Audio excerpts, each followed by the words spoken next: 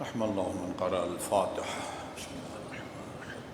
الحمد لله رب العالمين الرحمن الرحيم مالك يوم الدين إياك نعبد وإياك نستعين اهدنا الصراط المستقيم صراط الذين أنعمت عليهم غير المغضوب عليهم ولا الضالين.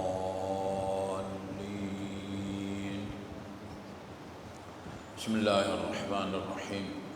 قل هو الله أحد الله الصمد لم يلد ولم يولد ولم يكن له كفوا أحد. بسم الله الرحمن الرحيم. قل هو الله أحد الله الصمد لم يلد ولم يولد ولم يكن له كفوا أحد. بسم الله الرحمن الرحيم. قل هو الله أحد الله الصمد لم يلد ولم يولد ولم يكن له كفوا أحد. اللهم صل على محمد وعلى محمد. اعوذ باللہ من الشیطان اللعین الرجیم. بسم اللہ الرحمن الرحیم.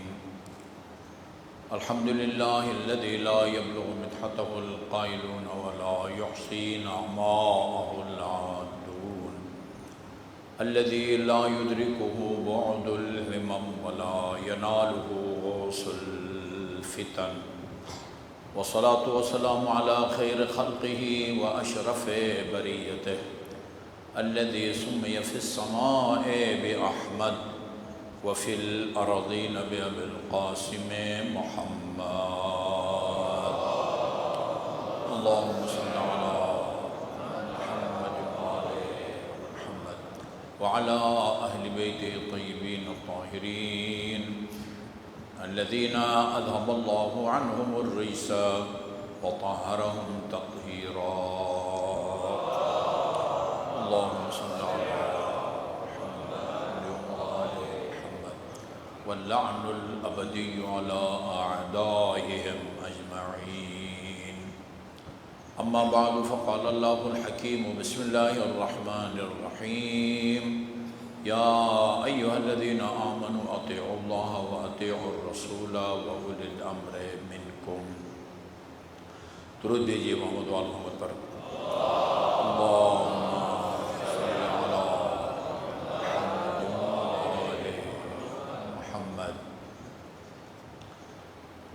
اس میں کوئی شک نہیں ہے کہ رسول خدا صلی اللہ علیہ وآلہ وسلم نے اپنی رحلت سے پہلے حدیث متواتر میں فرمایا ہے کہ میں تم میں دو گراں قدر چیزیں چھوڑ کے جا رہا ہوں. جب تک ان سے متمسک رہو گے ہرگز گمراہ نہ ہوگے. اور وہ دو چیزیں ایک کتاب خدا ہے اور ایک میری اطرت اور اہل بیت ہے. کتاب خدا اور اہل بیت اطہار، ان سے ہم اس صورت میں ہدایت حاصل کر سکیں گے. کتاب خدا اور اہل بیت اس صورت میں ہمیں گمراہی سے بچا سکیں گے کہ ہم ایک تو کتاب خدا کا ہم مفہوم سمجھیں کہ خدا اس آیے کریمہ میں کیا فرمانا چاہتا ہے. ایک دوسرا پھر سمجھنے کے بعد اس پر عمل بھی کریں. کتاب خدا قرآنی آیات کا مطلب سمجھیں، وہی مطلب جو خدا ہمیں سمجھانا چاہتا ہے. دوسرا سمجھنے کے بعد اس پر عمل کریں. اسی طرح اہل بیت اطہار علیہ الصلوۃ سے منقول اور مروی مستند روایات ہیں، وہ بھی اسی صورت میں ہمارے لیے قابل ہدایت ہوں گی، ہمیں گمراہی سے بچائیں گی کہ ہم ان کا حقیقی مفہوم سمجھیں. یہ بہت بنیادی بات ہے. قرآنی آیات بھی دو قسم کی ہیں. بعض وہ ہیں جن کا مطلب سمجھنا آسان ہے. ایک عام عربی دان جس نے ادھر نمل سے عربی سیکھی ہے، وہ اس قرآنی آیت کو سن کے یا سمجھ کے جو مطلب سن کے یا پڑھ کے سمجھ رہا ہے، خدا بھی وہی فرمانا چاہتا ہے. کچھ آیات ایسی ہیں، لم تقولون ما لا تفعلون، جس بات پر تم خود عمل نہیں کرتے وہ بات کرتے کیوں ہو. ذالک الکتاب لا ریب فیہ، میں نمونے کے طور پر عرض کر رہا ہوں. یہ قرآن کی آیات، اس کی حقانیت میں کوئی شک نہیں ہے۔ ان اللہ علی کل شیء قدیر۔ اب میں آپ کو باریک بینی کے ساتھ فیصد نہیں بتا سکتا کہ قرآن میں کل وہ آیات کتنی ہیں جن کا سمجھنا آسان ہے، ایک عام عربی دان کے لیے آسان ہے، اور وہ آیات کتنی ہیں جو پیچیدہ ہیں، جن کو متشابہ کہتے ہیں۔ جب تک معصوم علیہ الصلوۃ والسلام اس کی تشریح نہ کریں، ہم صرف ڈکشنری اٹھا کے ہم اللہ کی مراد کو نہیں سمجھ سکتے۔ لیکن یہ طے شدہ بات ہے کہ آیات دو قسم کی ہیں، بات کو سمجھنا آسان ہے، بات کو سمجھنا مشکل ہے۔ قرآن میں یہ لفظ تحریف آپ نے سنا ہوا ہے، یہ نقطہ نوٹ کرنے کے قابل ہے۔ تحریف کا لفظ سنا ہوا ہے۔ تحریف کبھی لفظی ہوتی ہے، قرآن میں تحریف، کسی کی کتاب میں تحریف، کسی کے خط میں تحریف۔ تحریف یعنی الفاظ میں رد و بدل، قرآنی آیات اپنی طرف سے کوئی آیت بنا کے اس کو شامل کریں قرآن میں، یا قرآن کی آیات میں سے کسی آیت کو قرآن سے نکالیں، یہ تحریف لفظی کہلاتی ہے۔ اہل سنت اور اہل تشیع تمام علماء کرام کا قابل ذکر جو علماء کرام ہیں، ان کا اتفاق ہے کہ قرآن میں اس طرف کی کوئی تحریف واقع نہیں ہوئی ہے۔ قرآن جیسے اللہ تعالیٰ نے ان حضرت کے قلب پاک پر اتارا تھا اسی طرح محفوظ ہے، کوئی نہ اس میں ایک آیت کو گھٹا سکا ہے، نہ کوئی ایک آیت کو بڑھا سکا ہے، کیونکہ اللہ تعالیٰ نے خود قرآن کی حفاظت کی ذمہ داری لی ہے، اور بڑے تاکید کے ساتھ فرمایا انا نحن نزلنا الذکر وانا لہ لحافظون، ہم نے اس قرآن کو اتارا ہے اور ہم نے اس کی حفاظت کی جو ہے نا وہ ذمہ داری لی ہے۔ ایک تحریف ہوتی ہے معنوی۔ معنوی کا مطلب ہے کہ قرآن کا غلط ترجمہ کیا جائے، یہ ہر دور میں ہوتا رہا ہے، ہر دور میں ہوتا رہا ہے۔ ایک واضح سی مثال ہے، ہم جو وضو کرتے ہیں نا، ہم وضو کرتے ہیں، وہ ہمارا عقیدہ یہ ہے، ہمیں یقین ہے کہ یہ جو قرآن کی آیت ہے نا قرآن میں کہ اذا قمتم الی الصلاۃ، جب تم نماز کے لیے اٹھو یا اٹھنے کا ارادہ کرو، فاغسلوا وجوہکم، اپنے چہروں کو دھو، وایدیکم، ہاتھوں کو، الی المرافق، ہم ترجمہ کرتے ہیں کوہنیوں سمیت، وہ ترجمہ کرتے ہیں کوہنیوں تک۔ ٹھیک ہے جی، ابھی اس میں آپ کو زیادہ نہیں میں الجھاؤں گا۔ اچھا جی، وَاغْسُلُوا وَامْسَحُوا بِرُؤُوسِكُمْ، اچھا سروں کا مسح کرو، وَأَرْجُلَكُمْ، ہم ترجمہ کرتے ہیں اور پاؤں کا مسح کرو، وہ ترجمہ کرتے ہیں پاؤں کو دھو۔ آپ بھی سمجھتے ہیں کہ میں اس آیے کریمہ کے اوپر عمل کر کے وضو کر رہا ہوں، وہ مسلمان جو سنی بھائی بھی سمجھتے ہیں کہ ہم اس آیے کریمہ کی روشنی میں وضو کرتے ہیں۔ دونوں نے صحیح سمجھا ہوا ہے، دونوں نے غلط سمجھا ہوا ہے۔ ماننا پڑے گا آپ کو کہ جس نے صحیح سمجھا ہے اس نے قرآن میں تحریف معنوی نہیں کی، اور جس نے غلط سمجھا ہے اس نے قرآن میں تحریف معنوی کی ہے۔ قرآن میں تحریف معنوی ہوئی ہے ہر دور میں، اور خطرناک قسم کی تحریفیں ہوئی ہیں، خطرناک قسم کی تحریفیں ہوئی ہیں۔ قرآن کے تمام آیات کا جو ظاہری مفہوم ہے اس پر ہم عمل نہیں کر سکتے۔ جو محکم قسم کی آیات ہیں، میں نے 2-3 نمونے اس کے بیان، ادھر تو ٹھیک ہے، لیکن بعض قرآنی آیات جن کا ظاہری مفہوم عقل کے بھی خلاف ہے، عقل کے بھی خلاف ہے، خدا کا غلط تصور پیش کریں گے، لوگ خدا کا انکار کریں گے، اس کے ذمہ دار آپ ہیں۔ خدا کو اگر آپ عرش پر بٹھائیں گے اور کہیں گے کہ عرش کی لمبائی چوڑائی کم ہے، اللہ تعالیٰ کی لمبائی چوڑائی وہ زیادہ ہے، اس لیے جب اللہ تعالیٰ عرش پر بیٹھتا ہے تو عرش کے چاروں طرف اللہ تعالیٰ کی اپنی جو ہے نا وہ 4 انگلیوں کے برابر اللہ کا گوشت وہاں وہ لٹک رہا ہوتا ہے۔ وہ کہے گا کہ یار یہ خدا آپ کو مبارک ہو، ایسا خدا کو میں نہیں مانتا۔ ہاں کچھ آیات ہیں ہم ان کا ظاہری مفہوم ڈکشنری کی روشنی میں لے کے عمل کر سکتے ہیں، ان کی بھی الحمدللہ کوئی کمی نہیں ہے، بہت ساری ایسی آیات ہیں، لیکن تمام آیات ایسی نہیں ہیں کہ ڈکشنری جو آپ کو ترجمہ کر کے بتائے یا چیٹ صاحب جو ترجمہ کر کے بتائیں اسی کو خدا کی مراد سمجھ کر اس پر آپ عمل کریں، ایسا نہیں ہوتا۔ کہتے ہیں آیت اللہ محسن حکیم، میں نے بھی ان کی زیارت نہیں کی ہے، سن 1969 میں نجف جب گیا ہوں تو ان کا انتقال ہو چکا تھا، محسن حکیم کا۔ وہ حج پہ گئے ہوئے تھے، وہاں کسی عالم دین سے وہاں مکے میں یا مدینے میں کسی مسئلے پر ان کا اختلاف ہوا، چھوٹا سا مناظرہ سمجھ لیں۔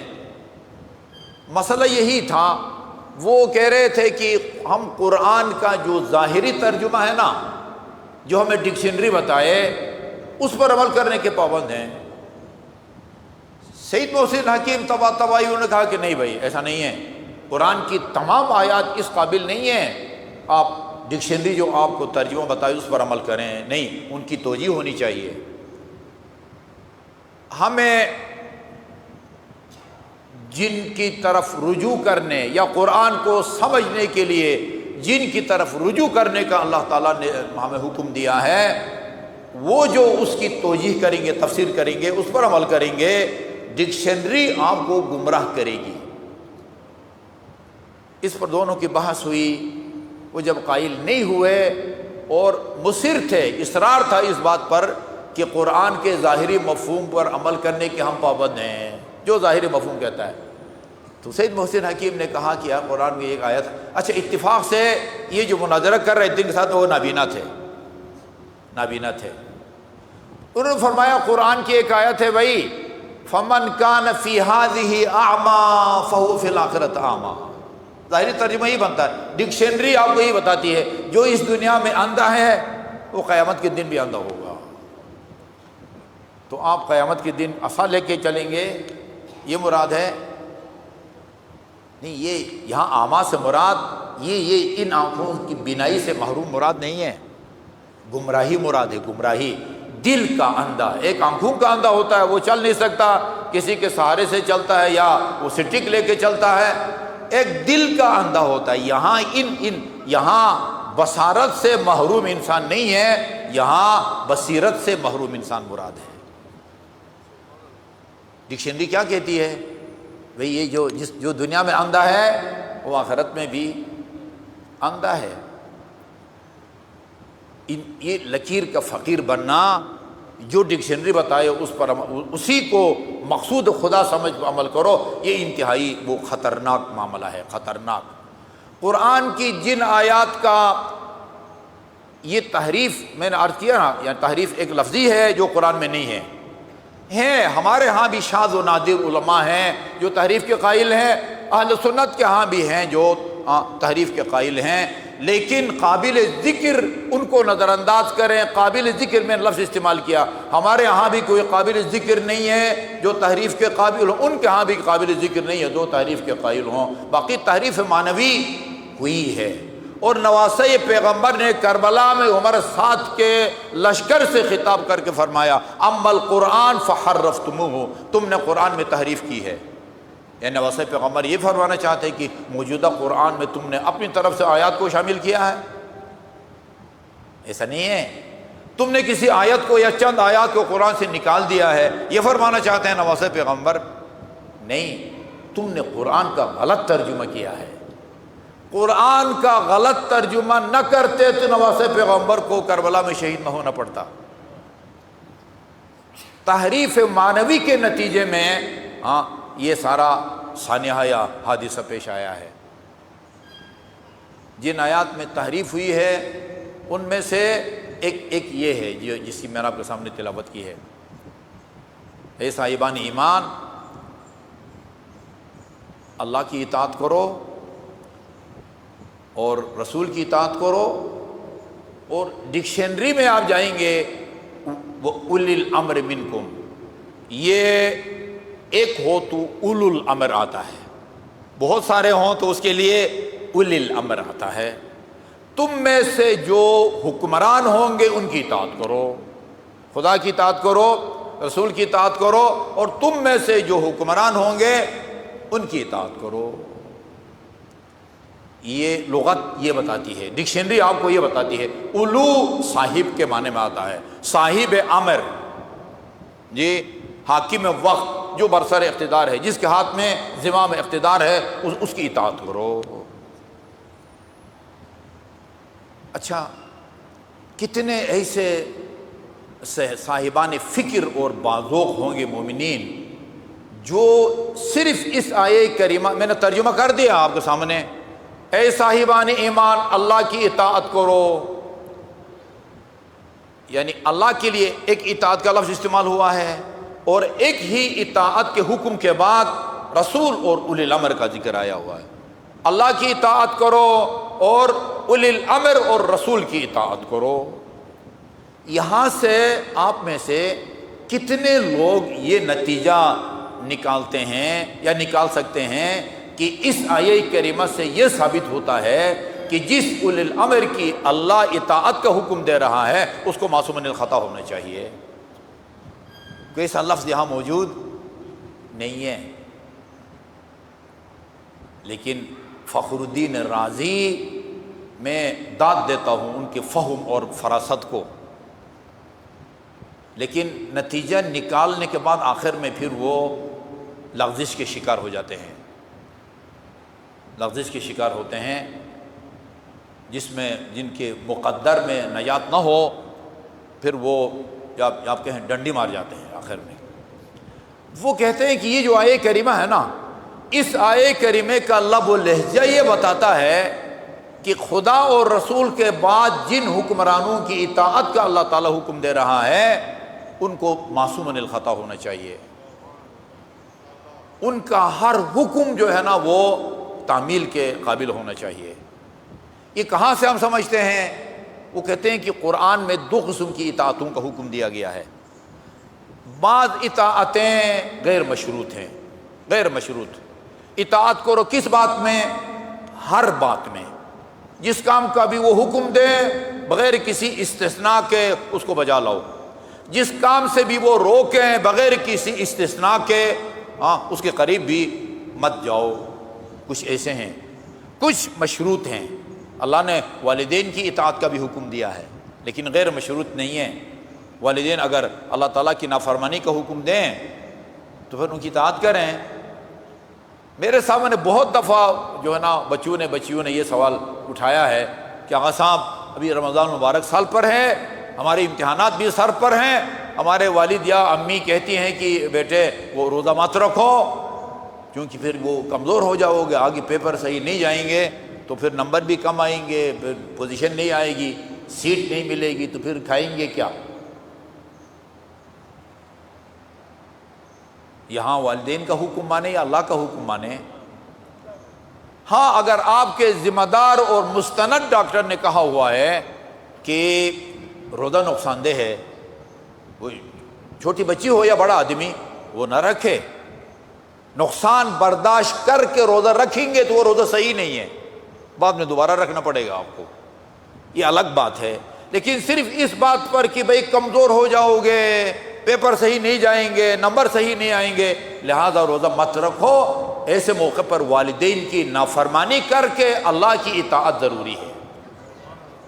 ٹھیک ہے جی، والدین واجب حج سے روکیں، میاں کی اجازت کے بغیر ٹھیک ہے بھئی بیوی جو ہے نا وہ نہیں نکل سکتی ہے، لیکن اگر خاتون پر حج واجب ہو گیا ہے اور میاں کہے کہ میں اجازت نہیں دیتا تو خان کہ یہ اجازت اپنے پاس رکھو بھئی، ٹھیک ہے، میاں کی نافرمانی کرے اور جا کے بیت اللہ کا حج کرے۔ ہاں، ایک مرتبہ وہ واجب حج کر چکی ہے، دوبارہ جانا چاہتی ہے، سبارہ جانا چاہتی ہے، عمرہ مفردہ کے لیے جانا چاہتی ہے، یہاں جو ہے نا وہ شوہر کی اجازت ضروری ہے۔ واجب بجا لانے کے لیے شوہر کی اجازت کی ضرورت نہیں ہے، مستحب کام کے لیے شوہر کی اجازت کی ضرورت ہے۔ شوہر کی اطاعت مشروط ہے، والدین کی اطاعت مشروط ہے، لیکن اس آیہ کریمہ میں اللہ کی اطاعت بھی غیر مشروط ہے، رسول کی اطاعت بھی غیر مشروط ہے، اور اولی الامر جن حکمرانوں کی اطاعت کا حکم دیا گیا ان کی اطاعت بھی غیر مشروط ہے۔ اس کا مطلب ہے جس طرح خدا اور رسول جس کام کا بھی حکم دیں بغیر کسی استثناء کے اس کو بجا لاؤ، اور رسول بھی جس کام کا حکم دیں اس کو بجا لاؤ، جس کام سے روکیں۔ ظاہر ہے خدا اور رسول ہمیشہ اس کام کا حکم دیں گے جس میں مصلحت ہو، اور خدا اور رسول ہمیشہ اس کام سے روکیں گے جس میں مفسدہ ہے، زیاں ہے، لوگوں کا یا دنیاوی نقصان ہے یا اخروی نقصان ہے۔ اسی طرح اولی الامر بھی اس ہستی کا ہر امر اور نہی واجب الاطاعت ہے جو معصوم عن الخطا ہو، جس کی اطاعت غیر مشروع طور پر واجب ہو، اس کی جو ہے نا وہ اس کو معصوم کہتے ہیں۔ وہ کہتے ہیں یہ آیہ کریمہ کہتی ہے کہ رسول کے بعد جو معصوم حکمران ہوں گے ان کی اطاعت کرو، لیکن امت نے دیکھا کہ رسول خدا کا وصال ہو گیا، بعد میں ان کو کوئی معصوم ملا نہیں، معصوم ملا نہیں۔ اچھا یہ بہت یعنی زبردست جو ہے نا وہ دلچسپ نکتہ ہے کہ عادل اور معصوم میں ایک نہیں کئی فرق ہیں۔ میں فی الحال صرف ایک فرق آپ کے سامنے بیان کرتا ہوں۔ آیت اللہ محسنی کی کتاب ہے، 3 جلدوں پر مشتمل ہے، عقائد کے بارے میں لکھی ہے، صراط الحق۔ ان میں 8-10 انہوں نے فرق بیان کیے معصوم اور عادل میں، عصمت اور عدالت، معصوم اور عادل میں کئی انہوں نے فرق بیان کیے ہیں۔ ایک فرق یہ کہ عادل بننا وہ میرے اور آپ کے اختیار میں ہے، میرے اور آپ کے اختیار میں، میرے اور آپ کے بس میں ہے۔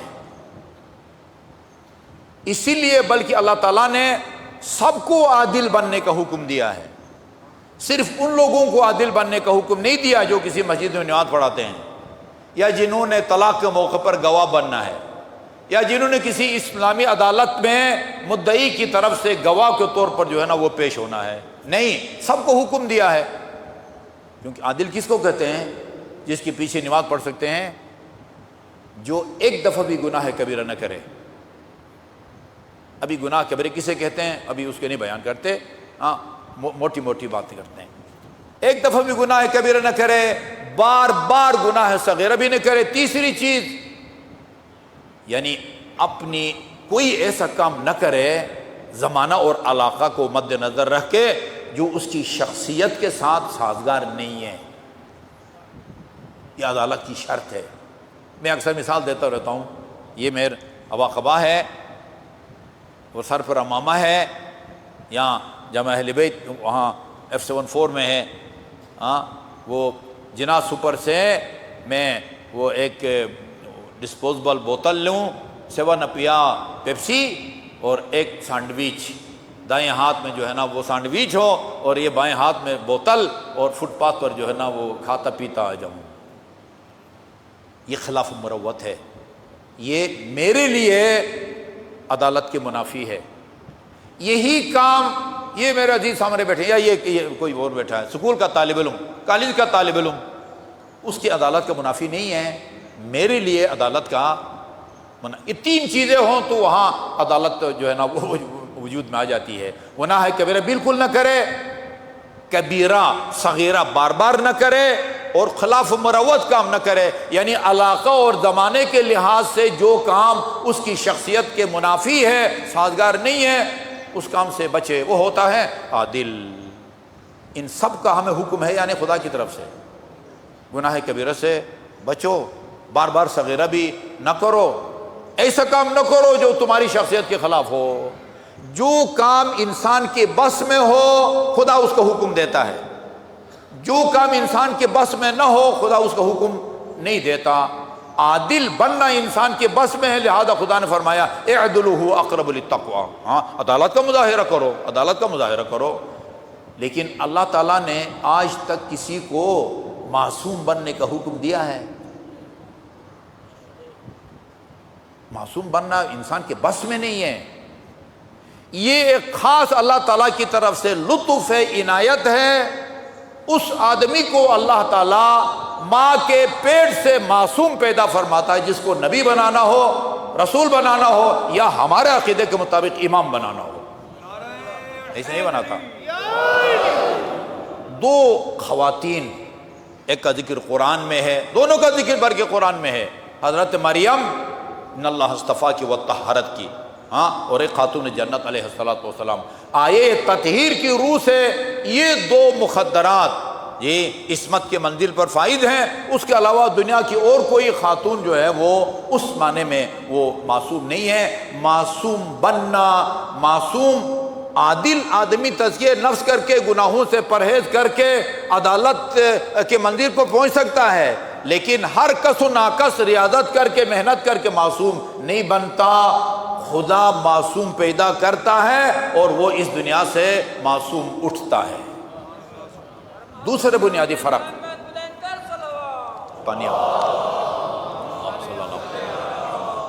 اچھا، جو دوسرا بنیادی فرق ہے وہ بڑا دلچسپ ہے، وہ یہ کہ ایک جملہ بڑا مشہور ہے، عدالت آنے جانے والی چیز ہے۔ شکریہ۔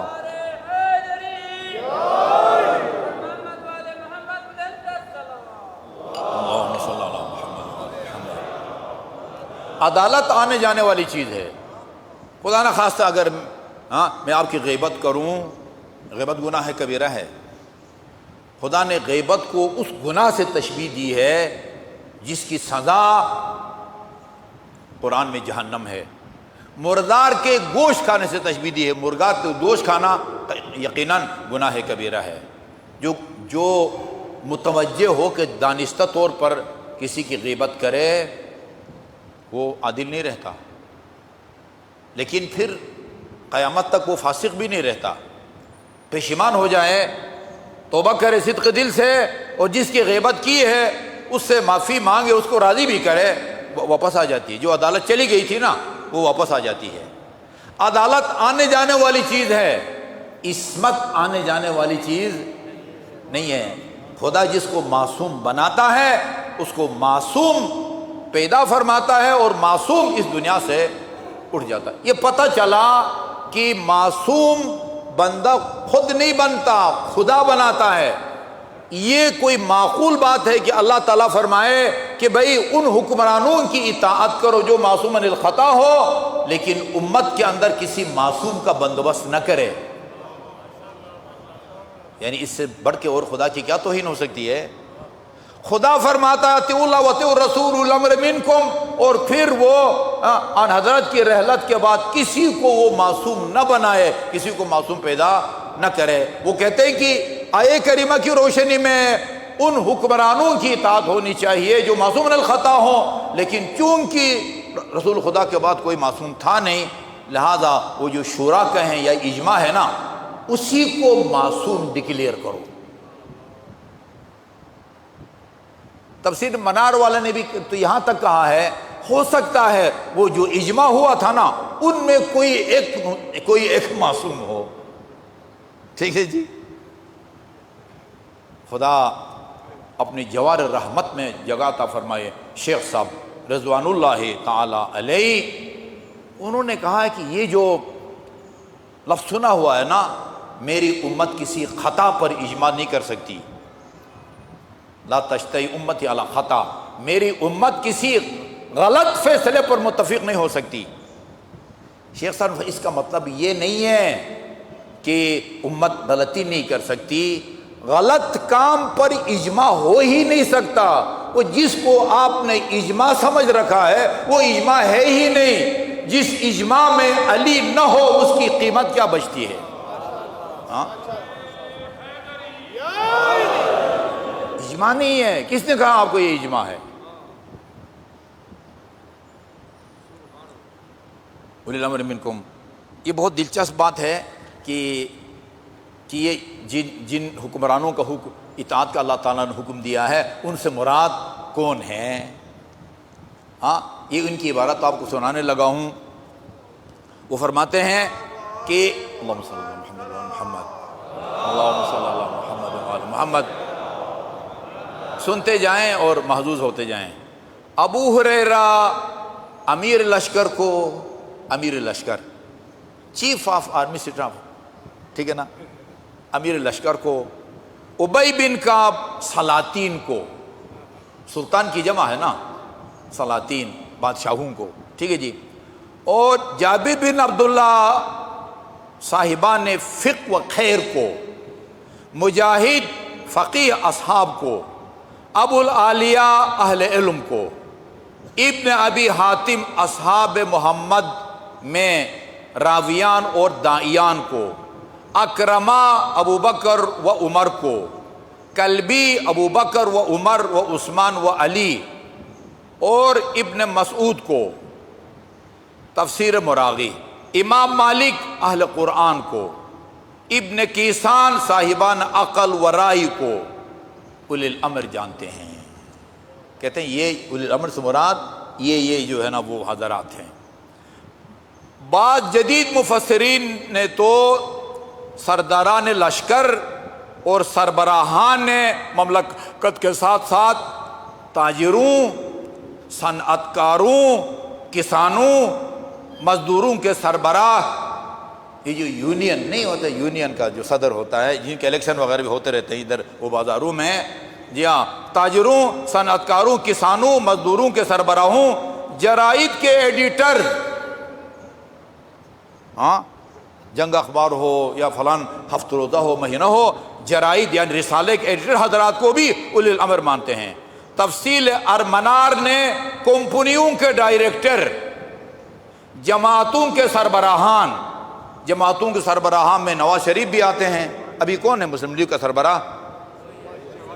نہیں شہباز ہے نا، شہباز ہے، ادھر زرداری، ادھر عمران خان، ادھر مولانا فضل الرحمان، ہاں ادھر وہ اچکزئی، سارے اللہ کے فضل سے جو ہے نا یہ اولی الامر ہے۔ ہاں کمپنی ڈائریکٹ، جماعتوں سے، ڈاکٹروں اور وکلاء حضرات کو بھی اولی الامر میں شامل کیا ہے۔ المنا کیا بچتا ہے اسلام کے پلے، یہ اولی الامر ہیں۔ یہ اس آیہ کریمہ کو میں نے عنوان قرار دیا ہے کہ صبح میں نے ایک انتہائی غیر ذمہ دار وہ مولوی کی کلپ سنی، وہ امام حسین علیہ السلام پر تنقید کر رہا تھا۔ وہ کہتے ہیں کہ جب تک امام حسین نے یزید کو چیلنج نہیں کیا، انہوں نے ان کو نہیں چھیڑا، بلکہ بیت المال میں سے ان کا وظیفہ بھی نہیں کاٹا۔ ان کو تب ہاتھ ڈالنا پڑا جب امام حسین نے ان کو چیلنج کیا۔ اب بڑا لفظ استعمال، اچھا لفظ استعمال کیا انہوں نے سمجھانے کے لیے، چیلنج کیا۔ ابھی ذرا اسلامی تعلیمات کی روشنی میں دیکھیں کہ امام حسین کی ذمہ داری بنتی تھی اس کو چیلنج کریں، یا آنکھیں بند کر کے یہ بھئی یہ آج کل کے جو حکمران ہیں، پارٹی کے سربراہان، اسی طرح جن کی ان کے اطاعت واجب ہے، اسی طرح اس کی بھی آنکھیں بند کر کے اطاعت کریں۔ وہ یہ کہتے ہیں خود ذمہ دار ہیں، اولی الامر ہے، اللہ تعالیٰ نے اولی الامر کی اطاعت کا حکم دیا ہے، لہذا انہوں نے جو ہے نا وہ خود ہی مشکل میں اپنے آپ کو ڈالا ہے۔ نہ وہ چیلنج کرتے، نہ انہوں نے یہ بھی کب کہا، چیلنج کیا اور پھر اس کے خلاف تحریک کے لیے مسلم بن عقیل کو کوفہ بھیجا۔ یعنی صاف امام حسین پر میں ایک بنیادی نقطہ عرض کروں، رسول خدا اگر کسی کے انجام کے بارے میں کوئی بات کرتے ہیں، اچھا یا برا انجام، اس کی زندگی بھر کے قول و فعل کو مد نظر رکھ کے اعلان کرتے ہیں۔ اور رسول جو اپنے نوازوں کے بارے میں کہتے ہیں جوانان جنت کے سردار ہیں، اس کا مطلب ہے کہ حسین کی ساری زندگی کے نقل حرکت اور قول و فعل کو سامنے رکھ کر رسول خدا نے یہ اعلان کیا ہے کہ جوانان جنت کے سردار ہیں۔ جی اگر حکمران کی اطاعت واجب ہوتی اور یہ امام حسین کا چیلنج ہونا نعوذ باللہ کوئی غلط کام ہوتا تو اللہ تعالیٰ کبھی بھی امام حسین کو جوانان جنت کا سردار۔ میں نے یہاں تک کہ بندے کا سنا، جب تک حکمران کافر نہ ہو باقی جو گناہ بھی کرو اس کی اطاعت کرو، کافر نہ ہو۔ اور اس کو تو کافر سمجھنے والوں کی بھی کوئی کمی نہیں ہے۔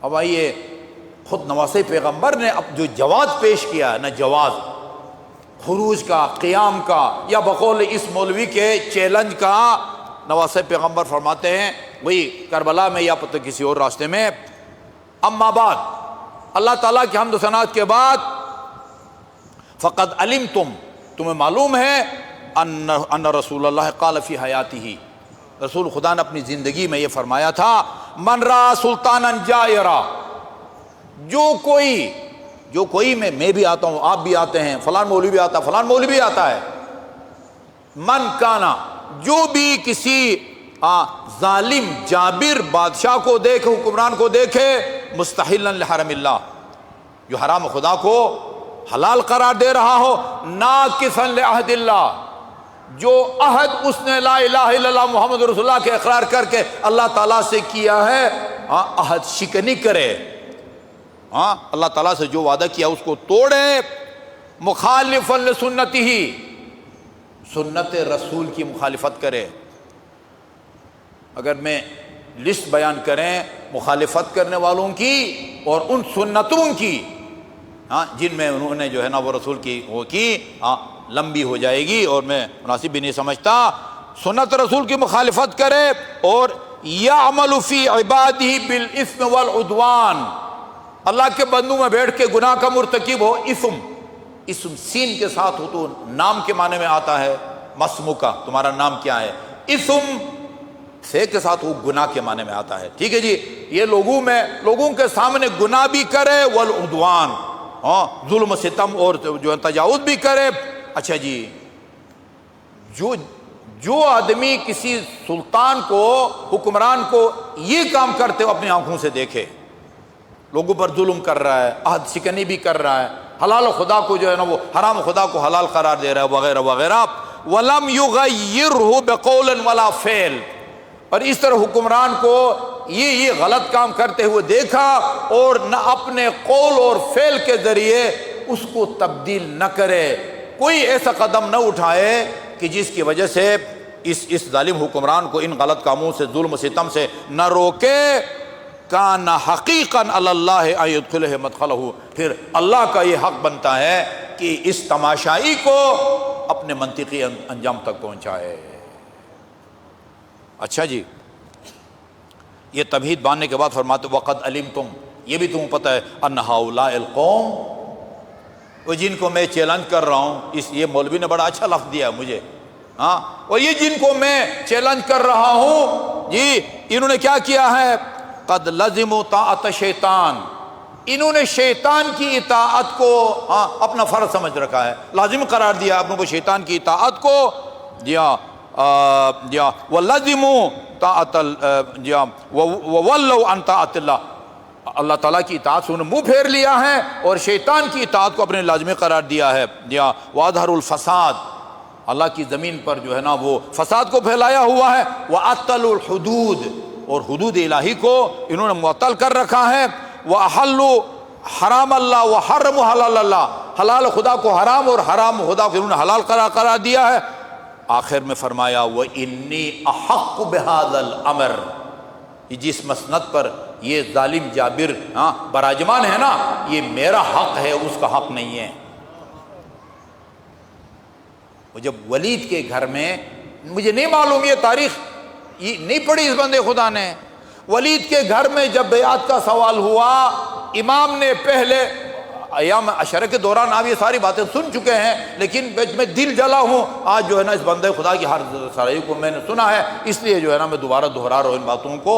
پہلے اپنا مختلف وہ کرایا، تعارف کرایا اپنا کہ ہم کون ہیں جن سے تم بیعت کا مطالبہ کر رہے ہو، نحن اہل بیت النبوہ، ہم اہل بیت النبوت ہیں، وہ معدون الرسالت، رسالت کے ہم کان ہیں۔ بعض روایات میں مختلف الملائکہ، مختلف اس جگہ کو کہتے ہیں جہاں آپ کا روٹین میں آنا جانا ہو۔ آپ دفتر میں کام کرتے ہیں، دفتر آپ کا مختلف ہے، آپ مسجد کے ہمسائے ہیں، ریگولر 3 ٹائم مسجد جاتے ہیں، مسجد آپ کا مختلف ہے۔ کہتے ہیں ہمارا گھر فرشتوں کا مختلف ہے، ہمارے گھر فرشتوں کا آنا جانا ہے، بنا ختم اللہ و بنا یختم کائنات کا آغاز بھی ہم سے ہوا ہے، اس کا اختتام بھی ہم سے ہوگا، اور یہ اس کا بھی مختصر تعارف سن لو کہ یہ کون ہے جس کی اطاعت کا یا بیعت کا تم حکم، وَهَذَا يَزِيدُ شَارِبُ الْخَمْرِ، شراب خور ہے، قاتل النفس المحترمہ، خون ناحق بہانے والا ہے یہ، والمعلن بالفسق کھلم کھلا فسق و فجور کا مرتکب ہے۔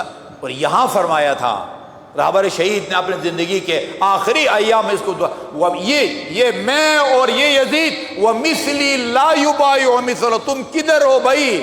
اس کردار کا انسان اس کردار کے انسان کی بیعت نہیں کر سکتا۔ ومثلی لا یبایع مثلہ، اسی لیے آپ کو چیلنج کرنا پڑ گیا۔ ایک مرتبہ درود بھیجے محمد وآل محمد پر، کافی ٹائم ہو گیا ہے بس۔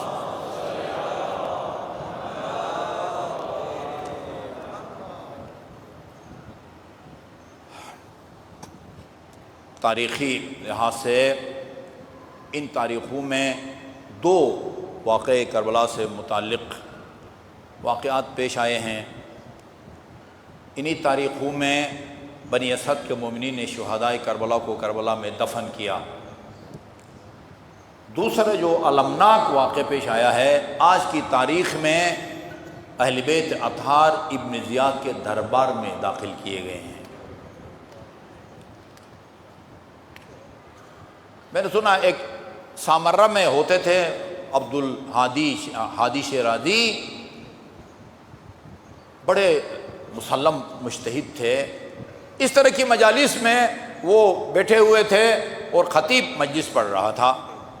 مقتل کی ایک عبارت پڑھی اس نے، مقتل کی ایک عبارت، یہی ایک جملہ ہمیں ساری رات بلکہ زندگی بھر رلانے کے لیے کافی ہے۔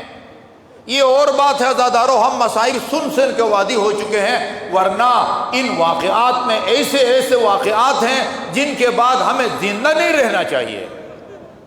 لفظ کیا ہے آپ کو پتہ ہے نا؟ یہ کس عزت مقام کی مالک تھی یہ جناب زینب کبریٰ۔ فرماتی تھی امیر مومنین سے، بابا نانا کی زیارت کے لیے جانا چاہتی ہوں۔ فرماتی تھی بیٹی ابھی دن ہے، رات کا انتظار کرو۔ بنی ہاشم کے جوانوں کے حصار میں جاتی تھی اور جیسے ہی وہ روضہ رسول کے قریب پہنچتے تھے امیر المومنین خود آگے بڑھ کے چراغ گل کر دیتے تھے۔ اور جب پوچھا جاتا تھا یا امیر المومنین رات کا وقت ہے، آپ کی بیٹیاں سر سے لے کر پاؤں تک حجاب میں ہیں، چراغ گل کرنے کی کیا ضرورت ہے؟ فرماتے تھے علی کی غیرت اس بات کو بھی گوارا نہیں کرتی کہ مسلمانوں کی نگاہ علی کی بیٹی کے سراپا کے اوپر پڑے، برقعے میں ملبوس بیٹی کے جسم مبارک پر پڑے۔ اس کے بارے میں یہ جملہ مقتل میں ہے، دخلت زینب بنت علی علی ابن زیاد، علی کی بیٹی ابن زیاد کے دربار میں داخل ہوئی۔ ایران عراق میں مصائب کے دوران امامہ اتارنے کا رواج نہیں ہے، یہ ہمارے بر صغیر کا رواج ہے، مگر اس سید عبد الہادی شیرازی اس عجیب سید نے اس جملوں کو سن کے اپنا امامہ اتار کے رکھا اور خطیب سے کہا رک جاؤ، ہمیں پہلے اس جملے کا حق ادا کرنے دو، پھر آگے بڑھنا مصائب کے لیے۔ دخلت زینب بنت علی علی ابن زیاد، آگے اور بھی ہے، وہی فی ارذل ثیابہا، کل کی کوفہ کی شہزادی کے بدن پر پرانا سا لباس تھا، وہی فی ارذل ثیابہا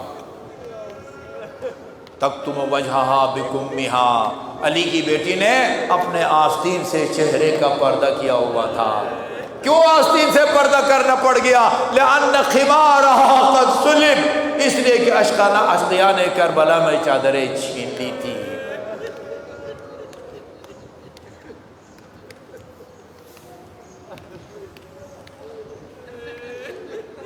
مولانا اختر عباس رحمۃ اللہ علیہ پڑھا کرتے تھے، بنی اسد کی خواتین کربلا، میدان کربلا کے قریب غادریہ کے مقام پر اپنے گھروں میں صحن میں بیٹھ کے کام کر رہی تھی، ان کو میدان کربلا کی طرف سے ایک خوشبو محسوس ہوئی۔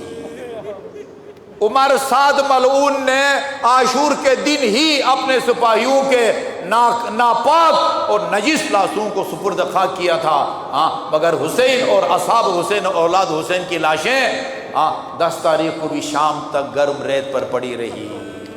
11 تاریخ 12 تاریخ اس دیکھ رہی تھی خوشبو آ رہی ہے، خوشبو کی تلاش میں گئی، دیکھا کہ میدان کربلا میں 70 لاشیں ہیں جس میں سے کسی کے ساتھ بھی سر مبارک نہیں ہے۔ سب کے سروں کو کاٹ دیا گیا ہے۔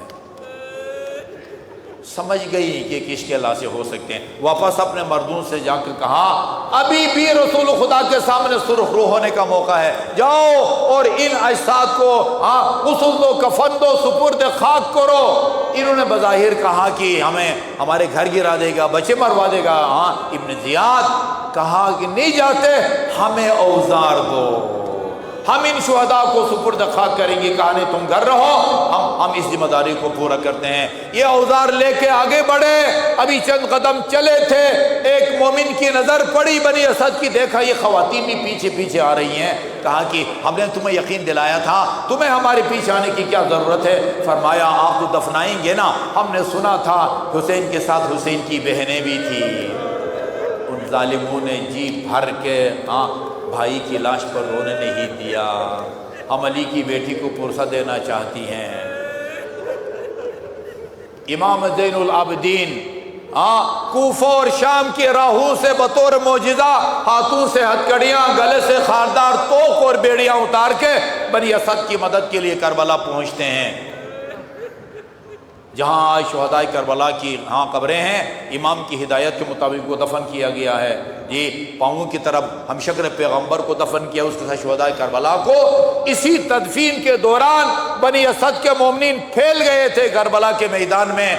وہ چند ایک مومنین آتے ہیں اور آ کے عرض کرتے، ابھی تک پہچانا نہیں تھا انہوں نے۔ امام زین العابدین کو کہا کہ بزرگوں، یہاں سے تھوڑے سے فاصلے پر، جتنا فاصلہ حرم امام حسین اور حرم حضرت عباس میں ہے، ایک دراز قد جوان کی لاش ہے۔ ہم نے اس کو اٹھانے کی کوشش کی، ایک جسم کا حصہ اٹھاتے ہیں، دوسرا حصہ زمین پر گر جاتا ہے، دوسرے کو اٹھاتے ہیں، تیسرا زمین پر اٹھ جاتا ہے۔ آپ ابھی مسائل میں سن چکے ہیں نا۔ امام اٹھانا چاہتے تھے، حضرت عباس نے فرمایا مجھے یہی رہنے دیجئے، میں آپ کی بیٹی سے پانی کا وعدہ پر کر کے آیا ہوں۔ بعض علماء فرماتے ہیں نہیں، اس کی وجہ یہ ہے کہ عباس کی کیفیت ایسی تھی بدن کی کہ حسین اٹھا نہیں سکتے تھے، خیمگاہ تک پہنچا نہیں سکتے تھے۔ فرمایا ہاں وہ میرے چچا علمدار حسین کا نازنین بدن ہے۔ سب سے آخر میں اپنے بابا کو سپرد خاک کیا، اور قبر پر عزاداروں نے لکھا، امام زین العابدین نے، ھذا قبر الحسین بن علی۔ اتنا کافی تھا نا، گزرنے والے کو پتہ چلے حسین کی قبر ہے اور رک کے زیارت کرے۔ لیکن امام مصلحت بہتر سمجھتے تھے، ایک مصائب کا جملہ لکھا جو ساری زندگی نہ بھلا سکے، ھذا قبر۔ میں تو کہتا ہوں اس جملے کو لکھ کے، لفظ کو لکھ کے قیامت تک کے لیے سید سجاد نے عزاداری کا افتتاح کیا۔ ھذا قبر الحسین بن علی الذی قتل عطشانا۔ یہ اس حسین کی قبر ہے جس کو فرات سے چند قدم کے فاصلے پر تشنہ لب اور پیاسا شہید کیا گیا۔ اس کے بعد اپنے بابا سے مخاطب ہو کے فرمایا طوبی لارض تضمنت جسدک الطاہر۔ بابا یہ زمین کا ٹکڑا کتنا خوش قسمت ہے جس نے آپ کے پاک بدن کو اپنے گود میں جگہ لے دے رکھی ہے۔ اما الآخرت فبنور وجہک مشرقہ۔ آقا آج کے بعد عالم آخرت آپ کے نور کی وجہ سے منور ہو گیا، اور اب میرا دنیا میں کیا کام باقی رہ گیا ہے؟ اما لیلی فمساحت، بابا آج کے بعد سجاد کو راتوں کو سونا نصیب نہ ہوگا۔ واما حزنی فسرمد، یہ میرے غموں کا طوفان کبھی رک گیا نہیں، کب تک روؤں گا؟ حتی یختار اللہ لأہل بیت نبی کا دارک التی انت بہا مقیم۔ اب بابا جب تک آپ کے پاس نہیں آؤں گا اس وقت تک میں روتا رہوں گا۔ جو وعدہ کیا تھا نا اپنے بابا سے، اس کو امام نے سچ نبھایا۔ 35 سال ہوئے، کہ روایت کے مطابق 40 سال امام کی شہادت کے بعد زندہ رہے۔ خدا آپ سب کو جنت البقیع کی زیارت نصیب فرمائے۔ جنت البقیع میں امام زین العابدین کی جو زیارت ہے، اس میں ایک جملہ ہے، وہ امام حسن کی زیارت میں آپ کو نہیں ملے گا، امام محمد باقر کی زیارت میں نہیں ملے گا، امام جعفر صادق کی زیارت میں نہیں ملے گا۔ السلام علیک یا رئیس البکائین، اے دنیا میں سب سے زیادہ رونے والوں کے سید و سردار، میرا سلام قبول فرما۔ الا لعنۃ اللہ علی القوم الظالمین وسیعلم الذین ظلموا ای منقلب ینقلبون انا للہ و انا الیہ راجعون۔ اللہم انا نسألک باسمک العظیم العظ الاجل الاکرم یا اللہ یا اللہ یا اللہ یا اللہ یا اللہ یا اللہ یا اللہ یا اللہ یا اللہ یا اللہ یا واحد یا احد یا صمد یا من لم یلد ولم یولد ولم یکن له کفوا احد بفاطمة و ابیہا و بعلہا و بنیہا و بسر المستودع فیہا. خدا بحق محمد و آل محمد جو مومنین و مومنات پریشان حال ان کی پریشانیوں کو دور فرما، جو مومنین مریض ہیں اور خصوصاً محمد کاظم اور قلب عباس اور جو مومنین مومنات بھی پیچیدہ امراض مبتلا ہیں سب کو شفائے کامل اور عاجل عطا فرما. بے روزگار مومنین مومنات کو رزق حلال سے مالا مال فرما. جن مومنین مومنات نے کوئی جائز کاروبار شروع کر رکھا ہے ان کے کاروبار میں برکت نصیب فرما. باقو محمد و آل محمد وطن عزیز کو سلامتی اور استحکام نصیب فرما. اس کے داخلی اور بیرونی دشمن جس شکل و صورت میں بھی ہے ان کو اپنے قدرت کاملہ سے نیست و نابود فرما. اسرائی امامیہ دنیا میں جہاں کہیں بھی قید و بند کی صحبتوں میں انہیں جلد از جلد اور باعزت رہائی نصیب فرما. بے اولاد مومنین مومنات خصوصاً برادر محترم علی رضا، تقی رضا، سلمان حیدر اور سعید محمد الیاس اور جو مومنین مومنات بھی بے اولاد ہیں انہیں اولاد صالح و سالم اور نرینہ عطا فرما. باقو محمد و آل محمد ایران کی روحانی اور عسکری قیادت کو اپنے حفظ و امان میں رکھ. اسرائیل، امریکہ اور اس کے تمام سہولت کاروں کو اپنے قدرت کاملہ سے نیست و نابود فرما. قائم آل محمد کے توجہات خاص کو ہم سب کے شامل حال فرما. خدا بحق محمد و آل محمد دنیا میں جہاں کہیں بھی عزاداران سید الشہداء عزاداری میں مصروف ہیں، گھروں میں، سڑکوں پر، امام بارگاہوں میں، سب کو اپنے حفظ و امان میں رکھ. جملہ مرحومین مرحومات خصوصاً محسن ملت اور مفسر قرآن ان کی سال ثواب اور بلندی درجات کے لیے ایک مرتبہ سورہ فاتحہ اور 3 مرتبہ قل هو اللہ کی تلاوت فرمائیں. بسم اللہ الرحمن الرحیم الحمد للہ رب العالمین الرحمن الرحیم مالک یوم الدین ایاک نعبد و ایاک نستعین اہدنا الصراط المستقیم صراط الذین انعمت علیہم غیر المغضوب علیہم ولا الضالین. بسم اللہ الرحمن الرحیم قل هو اللہ احد اللہ الصمد لم یلد ولم یولد ولم یکن له کفوا احد. بسم اللہ الرحمن الرحیم قل هو اللہ احد اللہ الصمد لم یلد ولم یولد ولم یکن له کفوا احد. بسم اللہ الرحمن الرحیم قل هو اللہ احد اللہ الصمد لم یلد ولم یولد ولم یکن له کفوا احد. اللہم اغفر للمؤمنین والمؤمنات والمسلمین والمسلمات الاحیاء منهم والاموات. تابع اللہم بیننا وبینہم بالخیرات انک مجیب الدعوات انک علی کل شیء قدیر. ان دعاؤں کی استجابت کے لیے بآواز بلند صلوات.